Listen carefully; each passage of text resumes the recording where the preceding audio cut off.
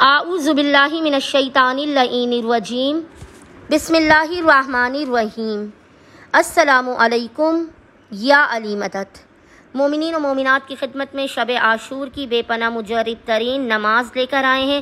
مومنین نے شب عاشورہ، شب 10 محرم، اس 4 رکعت نماز کو پڑھنے کی لازماً کوشش کرنی ہے۔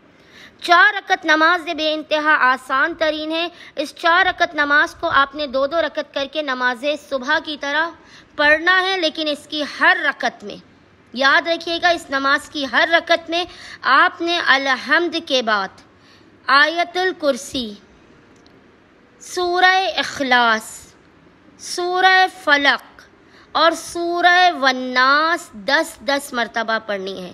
الحمد کے بعد ہر رکعت میں آیت الکرسی، سورہ اخلاص، سورہ فلق اور سورہ ناس کو 10 مرتبہ ہر رکعت میں پڑھنا ہے۔ 4 رکعت نماز مکمل ہونے کے بعد آپ نے 100 مرتبہ 100 ٹائمز سورہ اخلاص قل هو اللہ احد کی تلاوت کرنی ہے۔ اس نماز کی بے پناہ فضیلت بیان کی گئی ہے۔ مومنین نے شب عاشورہ، شب 10 محرم، رات کی آخری پہر میں، رات کو 2-2:30 بجے کے قریب آپ نے اس 4 رکعت نماز کو پڑھنا ہے۔